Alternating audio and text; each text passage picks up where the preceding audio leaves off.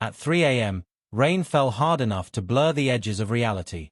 Sebastian Cecilia Rodriguez stood in his own driveway, soaked through his suit, gripping a house key that no longer belonged to him. The storm pressed down like a weight. The key scraped uselessly against a lock that had been changed while he was away burying his father. That sound, metal against metal, familiar shape rejected by unfamiliar steel, was the precise moment grief hardened into something else. 2 weeks earlier, Sebastian had stood at a military cemetery in Pennsylvania as a folded flag was placed into his hands. Frank Rodriguez, Navy veteran, quiet disciplinarian, a man who believed precision was a form of respect, had died of a sudden heart attack at 68. The funeral had been flawless. Crisp uniforms. Salutes held just a second longer than protocol demanded. Old shipmates who spoke of storms survived and systems that never failed. Frank had taught his son those systems. Now Sebastian was home in Phoenix, standing outside the ranch house his father had lived in for 25 years, locked out like a trespasser. No warning. No notice. No explanation. He tried the key again, as if repetition might bend reality back into place. It didn't. The lock was new, shiny, modern, absolutely not his. Rain soaked through his collar as exhaustion settled into his bones. All he wanted was to sit in Frank's old recliner, breathe in the familiar scent of coffee grounds and Old Spice, and begin the slow work of mourning. Instead, he stood staring at a door that had been taken from him. That door had a navy blue mailbox beside it. Not bright blue. Navy. The exact shade Frank had painted it in 1987, the year he retired from service. The color had never faded, because Frank used marine-grade paint. Do it once, he used to say. Do it right. Sebastian slept on a neighbor's couch that night. Robert, a plumber 3 houses down, let him in without questions, though disbelief hardened his face when he heard what happened. Lying awake at dawn, staring at an unfamiliar ceiling, Sebastian understood something with absolute clarity. This wasn't about rules. It wasn't about paint. It wasn't even about authority. It was about timing. Sebastian Rodriguez was 45 years old, a federal structural engineer who designed systems meant to survive catastrophic failure. Government buildings, nuclear facilities, projects where mistakes ended careers or lives. He avoided office politics and small power games by profession. He followed rules meticulously because that's how systems stayed standing. 6 months after inheriting his father's home in Riverside Meadows, a middle-class Phoenix subdivision of 200 houses, Sebastian had lived quietly. He auto-paid his HOA dues. He complied with regulations. He grieved privately. And all the while, Delilah Thornwick was watching. Delilah Thornwick, 52, had been HOA president for 8 years and treated the role like a private kingdom. She ran a real estate company, Thornwick Real Estate, and happened to hold multiple listings in the same community she governed. Her closest ally on the board was Brad Kowalski, an anxious insurance adjuster who never contradicted her. The rest of the board existed largely as decoration. The harassment started small. Violation notices for grass clippings left visible more than 4 hours. Garbage cans placed 3 inches too far from the curb. A faint oil stain from Sebastian's pickup truck. Each notice came with a fine. Each letter carried sharper language than the last. Sebastian paid them without protest. Grief made compliance easier. Then came the mailbox. 2 days before Frank's funeral, a certified letter arrived demanding Sebastian repaint the navy blue mailbox to an HOA-approved shade, desert tan or sage green. The letter cited a new color policy allegedly approved 6 months earlier, during the period when Frank had been hospitalized and missing meetings. Sebastian called Delilah directly. "My father painted that mailbox to honor his service," Sebastian said. "It's been that color for 15 years. "Rules are rules, Mr. Rodriguez," Delilah replied, deliberately mispronouncing his hyphenated surname. "You have 10 days to comply. I'm burying my father this weekend. Death doesn't excuse property violations." Sebastian ended the call before grief turned into words he couldn't take back. The funeral passed. 3 days of logistics, condolences, and military ritual. A red-eye flight returned him to Phoenix during a thunderstorm. By the time he reached his driveway, exhaustion had hollowed him out. And that was when he discovered the lock. The next morning, Sebastian learned who had changed it. Pete's locksmith had been called Tuesday afternoon on Delilah's authorization. She had labeled it an emergency, unauthorized occupancy, security concerns. The HOA paid the bill. There was no documentation of any threat. The locksmith had followed instructions. That detail mattered. Using HOA funds to lock a homeowner out of his own property crossed from harassment into illegality. Sebastian spent the rest of the morning doing what he did best, reading original specifications. At the Maricopa County Recorder's Office, he pulled every document associated with the property. Deeds, tax records, covenants. And there, buried in the original 1985 HOA charter, he found it. Page 23. Section 4.7. All exterior features installed before January 1, 1990 were grandfathered and exempt from future architectural modifications. Frank's mailbox, installed in 1987, was untouchable. Every violation notice was invalid.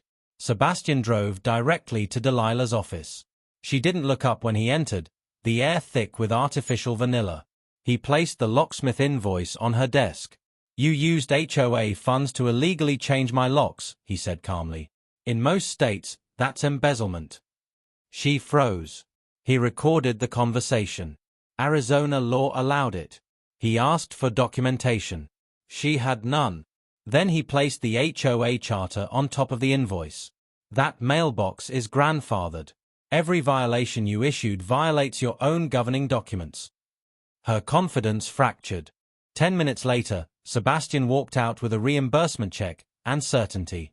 Delilah Thornwick wasn't enforcing rules. She was hunting, and she had chosen the worst possible moment and the wrong kind of man to target. By the time Sebastian reached his truck, the satisfaction of reclaiming the locksmith fee had already faded. Engineers didn't celebrate minor fixes when larger systems were clearly failing. What mattered wasn't the refund, it was the pattern. Delilah Thornwick hadn't expected resistance. The certainty settled in Sebastian's chest as his phone rang. The caller was Janet Morrison, a retired schoolteacher who lived on Elm Street. Robert, the plumber, had given her Sebastian's number after hearing what happened. "Sweetheart," she said, voice steady but sharp with memory, "the exact same thing happened to me." They met 20 minutes later at a coffee shop that smelled of burnt cinnamon and quiet resolve. Janet was 73, recently widowed. She spoke with the clarity of someone who had spent 4 decades managing children and had no patience left for adult bullies. 18 months of violations, she explained. Lawn height measured after monsoon storms. The color of her garden hose. Driveway stains that predated her ownership. Fines escalated. Threats followed. And then the offer came. A convenient buyer. Thornwick Real Estate. 15% below market value. Janet sold because the harassment had become unbearable. Sebastian felt the click, the unmistakable sensation when fragmented data aligned into a single, horrifying structure. "How many others?" he asked. 6 that I know personally," Janet said. "All corner lots. All sold cheap. All bought by her." Back home, Sebastian did what he did best. He built a system.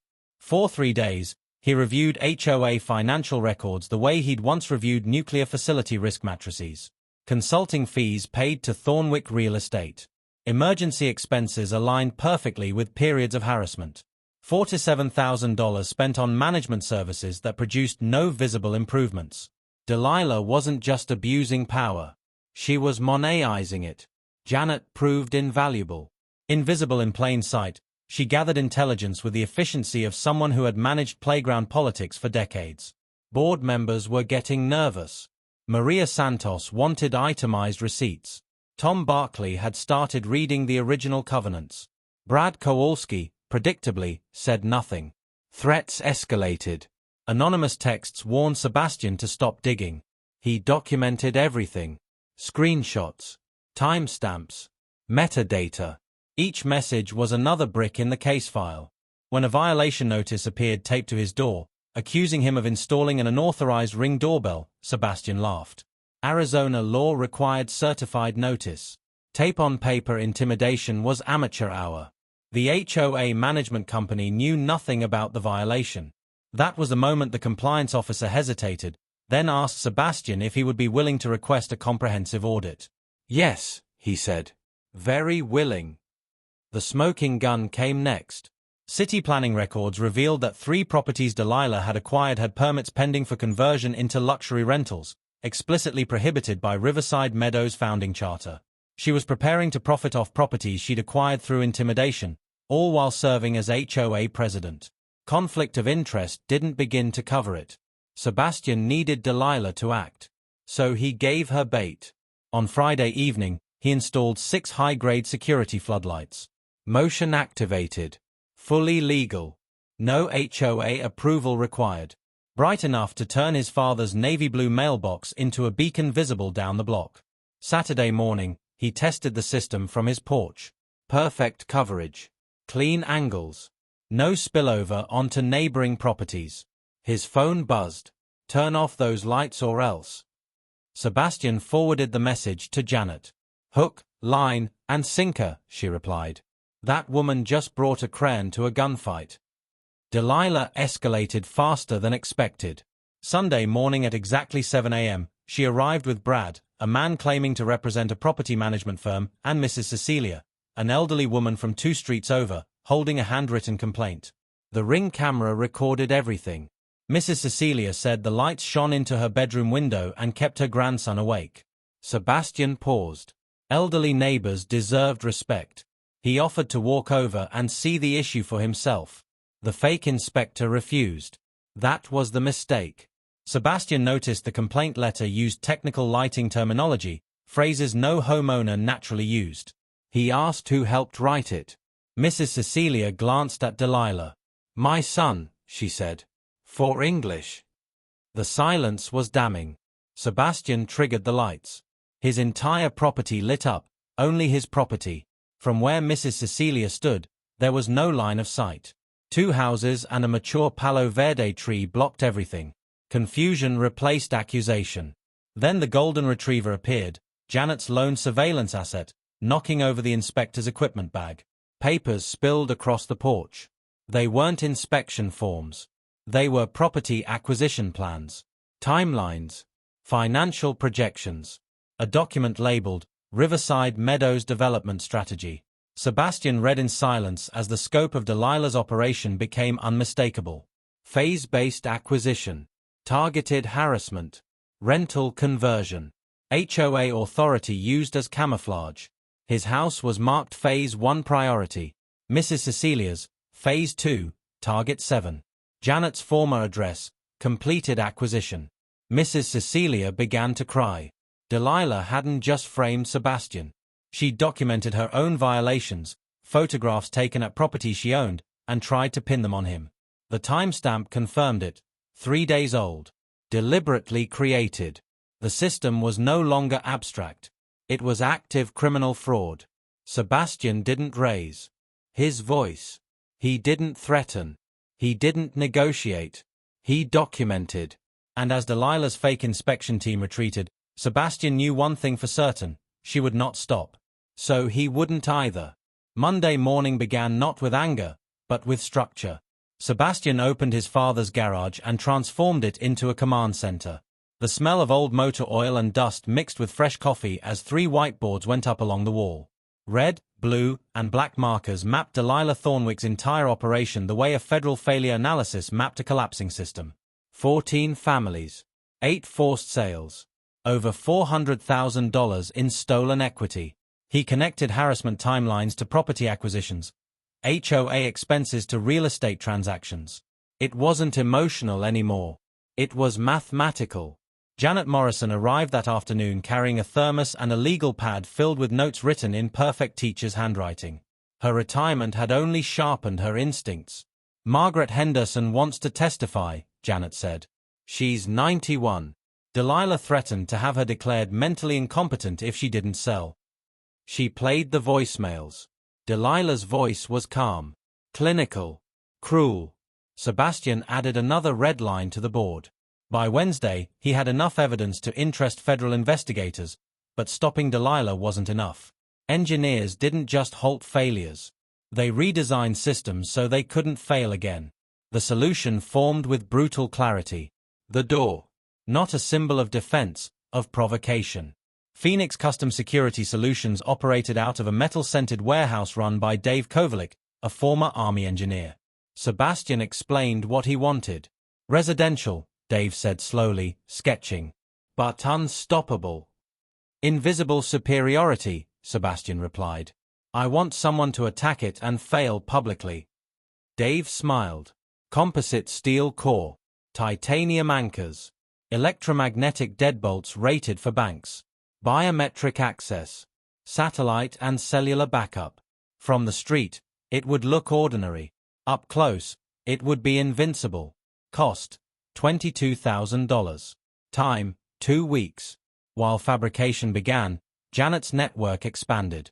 Elderly neighbors documented violations at Delilah's rental properties, the same violations she punished others for. Illegal air conditioning units. Parking infractions. Landscaping violations. Brad Kowalski finally cracked. I kept copies, he told Sebastian quietly. Bank statements. Emails. Property deals. I was afraid she'd blame me. That was the final piece. Saturday morning arrived clear and bright. Dave's crew installed the door as neighbors gathered like spectators at a trial. Janet brought coffee cake. Mrs. Cecilia arrived with her granddaughter and a folding chair. At 8:43 a.m., Delilah's white Lexus turned the corner.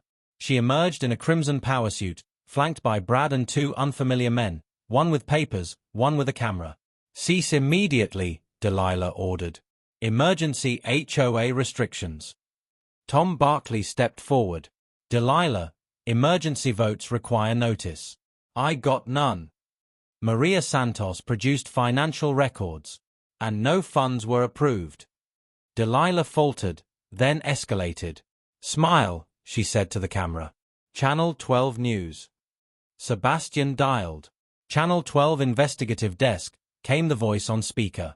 Good, Sebastian said calmly. Because we have evidence of HOA fraud, manufactured complaints, and felony burglary. The real news crew arrived 15 minutes later, with police. Dave stepped forward. There was a break-in at my warehouse. Files stolen. Security footage recovered. A white Lexus. Delilah's. The sound of the vault door locking echoed across the street. Delilah lost control. She attacked the door with her keys. They bent. The detective said. You're under arrest. Handcuffs closed. Cameras rolled. The bully had nowhere left to hide. By noon, Riverside Meadows no longer resembled a quiet Phoenix suburb. It looked like the aftermath of a long-suppressed truth finally surfacing. Delilah Thornwick sat in the back of a police cruiser, crimson power suit wrinkled and stained with sweat, her expression frozen somewhere between disbelief and rage. The woman who had ruled the neighborhood through intimidation now stared straight ahead, stripped of authority by handcuffs and consequence. The channel cameras stayed on her, hungry and unblinking, capturing what power looked like when it finally ran out of places to hide. Sebastian stood beside his front door, the new one, 800 pounds of composite steel and invisible superiority, listening to the crowd murmur behind him. Neighbors who had once avoided eye contact now spoke openly, comparing violation notices, threats, whispered warnings. Each story aligned with another. Each revelation confirmed what the whiteboards in his garage had already proven. This was never about community standards. It was about control. Detective Morrison worked efficiently, her questions sharp and unromantic. Delilah's car yielded files listing additional properties marked for pressure escalation.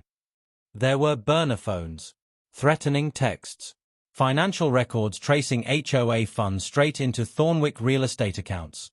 By mid-afternoon, the language shifted from dispute to organized fraud.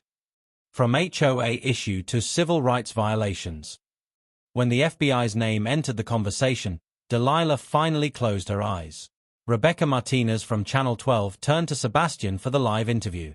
What made you decide to push back? Sebastian didn't look at the camera immediately.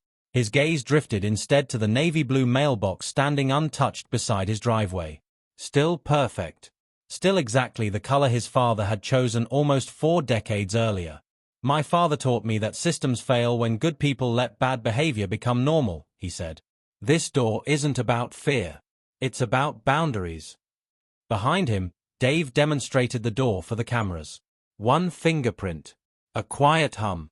800 pounds of reinforced steel opened smoothly, effortlessly, like it had nothing to prove.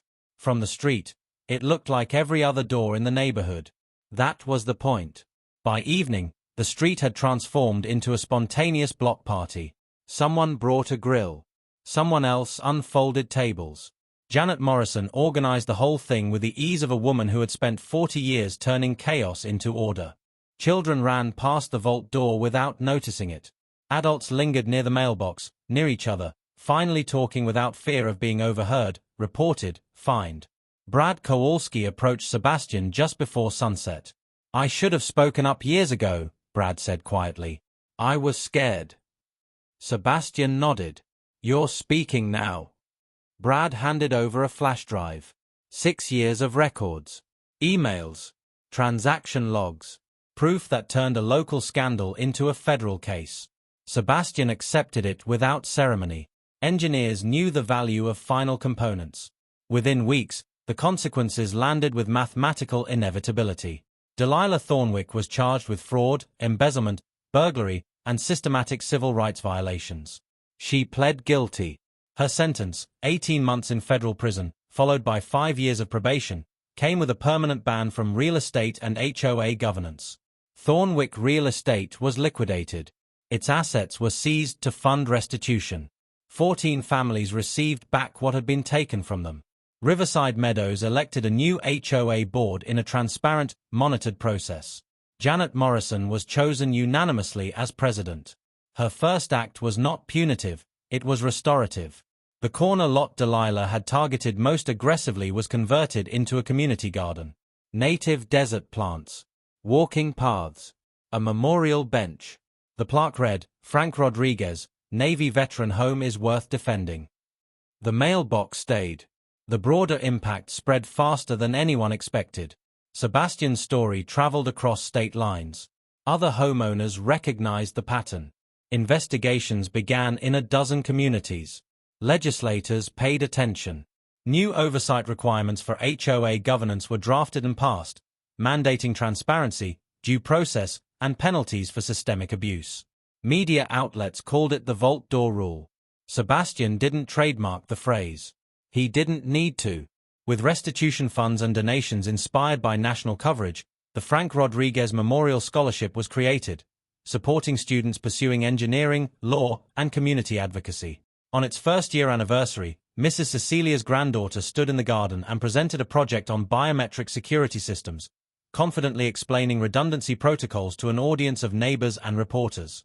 Sebastian watched from the back, hands in his pockets, feeling something settle that had been restless since the night of the funeral. Purpose. He eventually left federal contracting, not out of anger, but evolution. He founded a small consultancy focused on HOA defense, documentation systems, rights education, technical solutions. His first client was a veteran whose service dog had been labeled a violation. His second was an immigrant family targeted with fines they couldn't read. Every case followed the same method. Document everything. Read the original rules. Build something stronger than intimidation. On quiet evenings, Sebastian sat on his porch, the vault door closed behind him, the mailbox glowing softly in the desert dusk. Neighbors waved again, this time without fear. Children rode bikes past the house that once marked danger and now marked change. Delilah Thornwick lost her power the moment she mistook grief for weakness. She attacked what she didn't understand. And in doing so, she proved a truth bullies have always hoped would remain hidden. When intimidation meets preparation, when abuse meets documentation, when cruelty meets something engineered not to bend, the door doesn't break. The bully does.